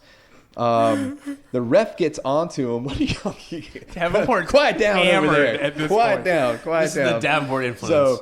So we have a ref bump at this point, and that's why I said like Shawn had to wrestle kind of like a heel. He had to get a little dirty for this match. He's stomping Mankind in the corner. Ref gets onto him. He just straight like kind of half slap face pushes the ref out of the way, and everyone's like, Shawn, my word, what are you doing? You can't get disqualified.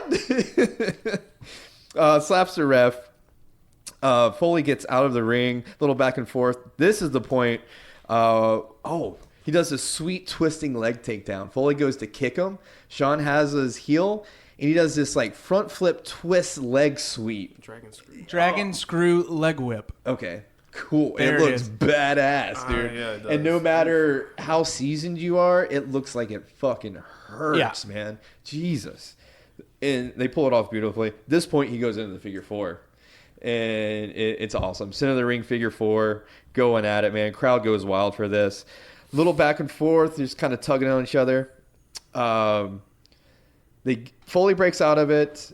Shawn goes in with some leg drops on that knee. Goes in for a deep leg lock. He's got him in kind of like a single leg lock. Got it deep too.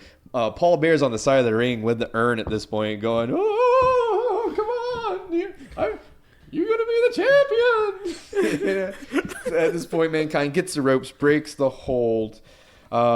This leads to some good kind of grappling. At one point, Shawn gets this kind of cross abdominal stretch, but he's across the back of Foley's shoulders. Just looked really cool. This leads to Shawn taking a bump on the casket. I thought he was going to DDT him on the casket when I first watched this match. I was really open to that. He didn't. Just a couple little headbutts on the casket. Foley gets some offense with gets him back in the ring, gets some offense with these big flying knees into the turnbuckle. He actually gets him twice with that.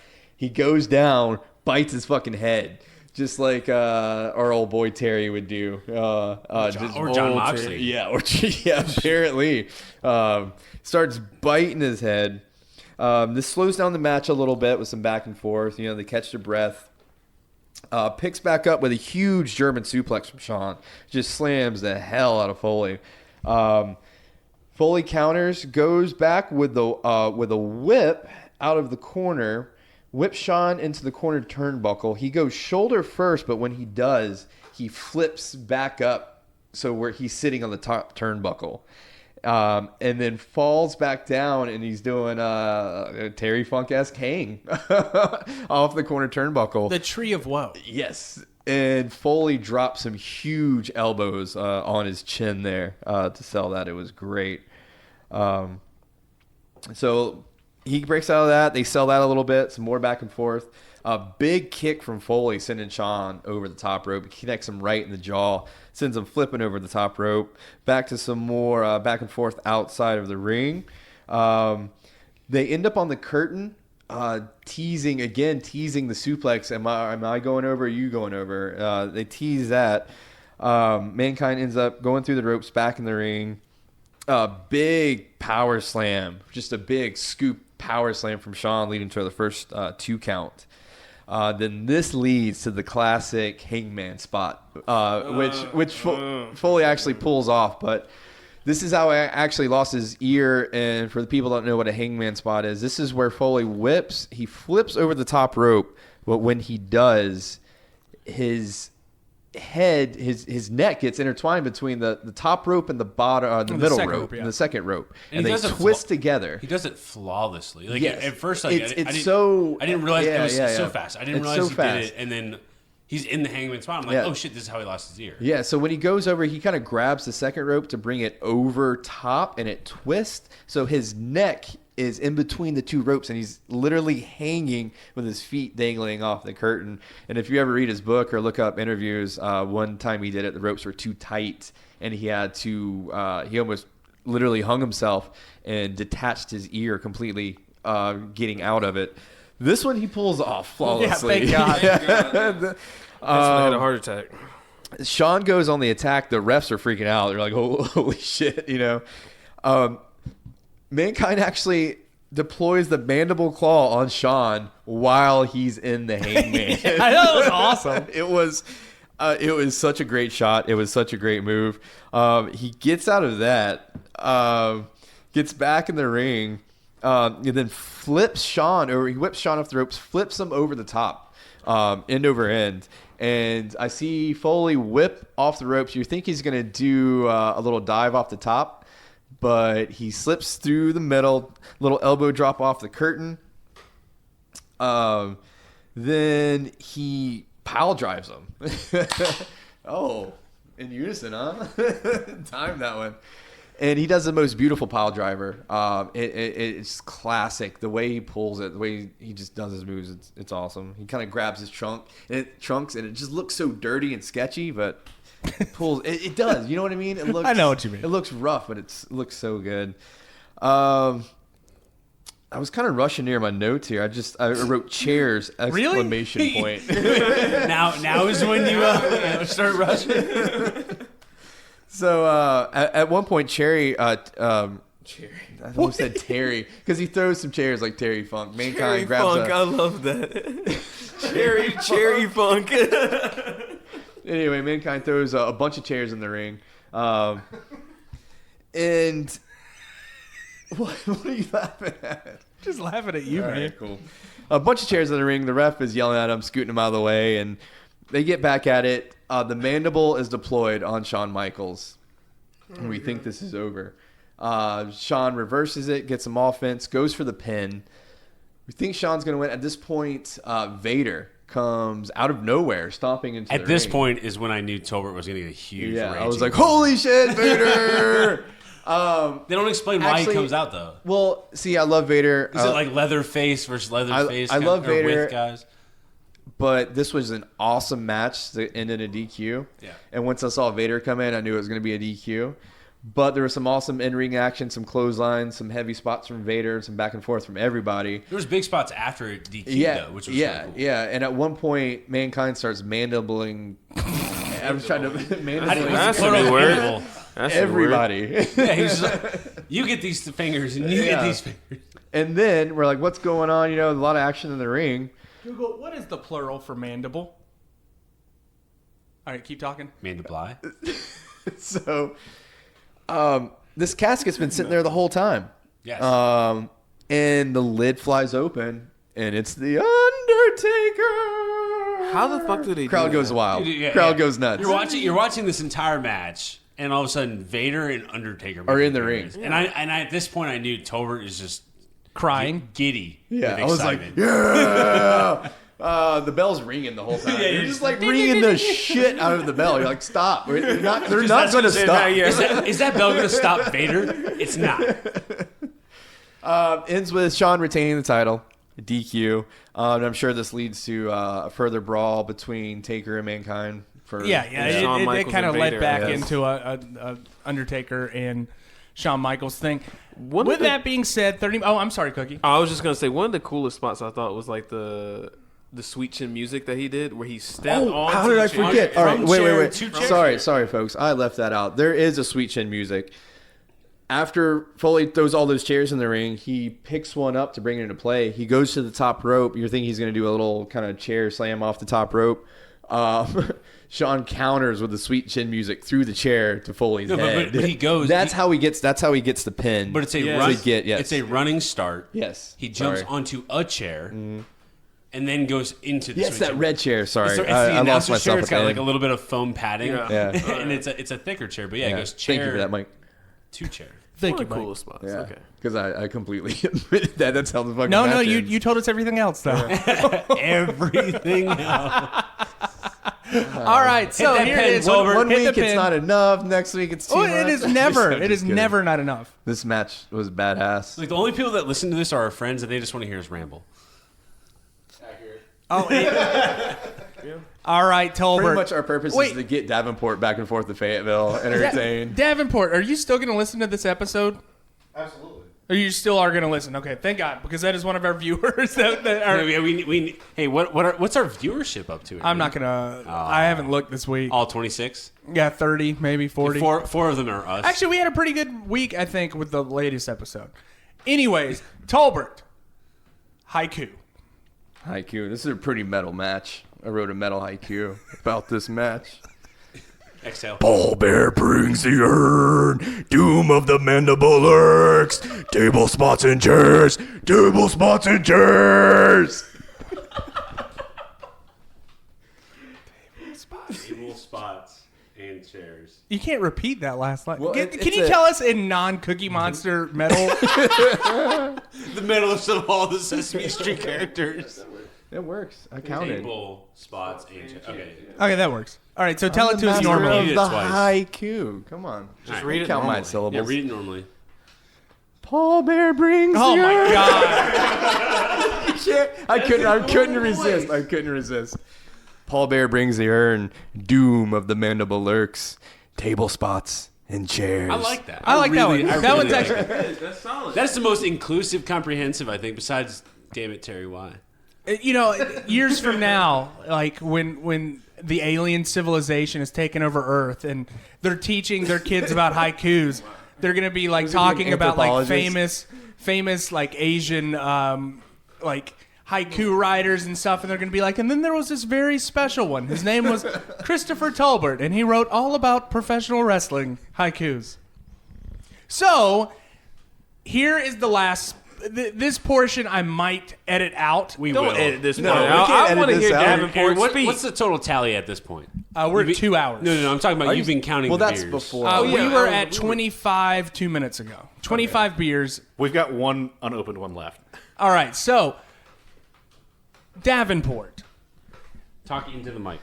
Davenport, give me a little bit about. I showed you the Hell in a Cell matchup before while we were getting this week's episode together and setting everything up. We showed you the Hell in a Cell match, which you have never seen before.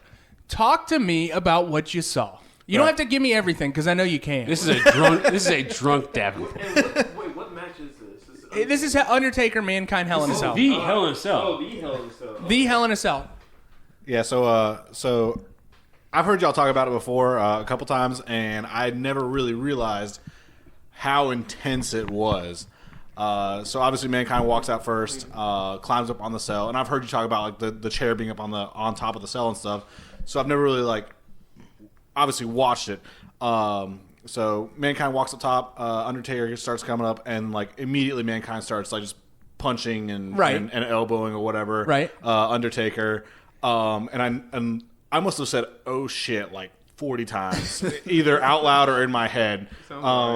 Because you could see the zip ties like breaking and stuff on the. I'm like, oh, look at the zip ties, and then like not there.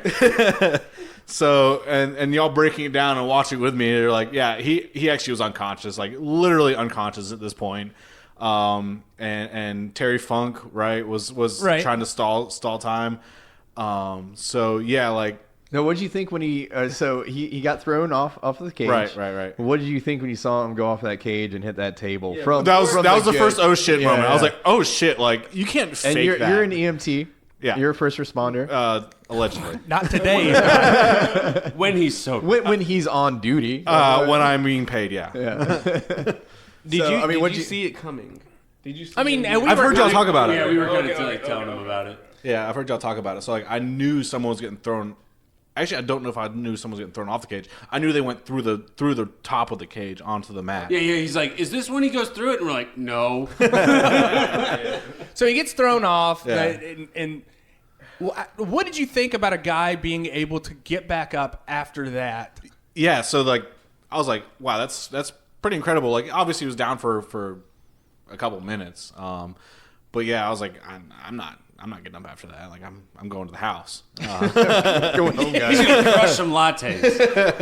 Mick Foley just gets back up, walks straight back to the back, gets in his car, and drives off. Like that fucking hurt. I'm going home. I'll see you later. Doesn't speak to anybody. Just gets in the car, full gimmick, and just goes home. Yeah.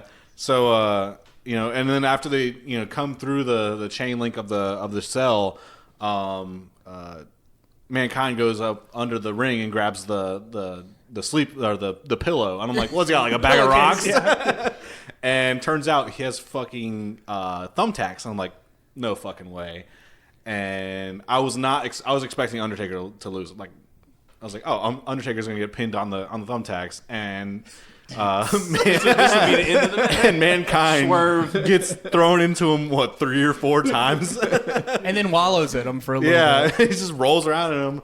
It's like, man, this guy is committed. I did not realize either. I was asking Cookie like at the beginning of the podcast. I didn't realize that Mick Foley had 3 faces. That's the part of theme week. Right. So I didn't know that part. Well, now you do. Now I know. It's a reading record. The more you learn. Full circle. I didn't realize that he was 3 different people because I literally only it's one person, 3 different personalities. Right. So I've only listened to the podcast. I've never actually watched except one episode, which was the Haystack. The Haystack Calhoun. Was much wrestling? I know I grew up down the street from you, Davenport. You're my babysitter. Yeah, at one point William and I watched a shitload of wrestling. Did you watch? I don't know. I don't think I was friends with your older brother. I don't remember him really watching too much wrestling. Did y'all watch wrestling? Was we it watched on? Some Sting episodes. Okay, cool. I knew he watched it a little bit just because he's into pop culture and stuff. Sting and the Hardys. Yeah. Fayetteville represent. Fayetteville. 90 dime. Hey, we're still in the 90 dime right here. That's right. 919. Yep. 9 and dime. 910. 9 dime. Nine dime. What did I say? Get your blood sugar up, Aaron. That's Cookie. Oh God. Oh my God. Shitting on I'm his out of it. Yeah, he's hometown. going to edit this out because it was terrible. So, Is wrestling real, Davenport? Wrestling is real. real? I'm convinced. Was that 100% convinced. Like, it would not take a normal person to fucking get thrown off of a 30-foot ring into a table that has no padding underneath it. God bless Mick Foley. God bless Mick Foley. Foley is God. And with that being said, we are wrapping up this week's episode. Thank God. This was a long and arduous episode, just like last week. But folks, next week's a little bit different. We're going to be kind of... It's June. We're going to be a little bit topical. It is Pride Month for a lot of people out there. There is a lot of gay characters in professional wrestling. We'll talk a little bit about that and how the portrayal has evolved over the years, starting with maybe like a Gorgeous George all the way up to Sonny Kiss. So, with that being said, next week's episode, we are going to have, for the Greenhorn Big Mike, we have got Goldust against Savio Vega. Goldust match. I'm excited. For Cookie, I'm actually excited about Cookie's match. Cookie is got the Golden Lovers. Do you know who that is? I have no clue who that is Kenny Omega. No way. And Kota Ibushi. Dude, don't know who that big is. names. You don't know Ibushi? I don't know who. You would know him when you saw him. Okay.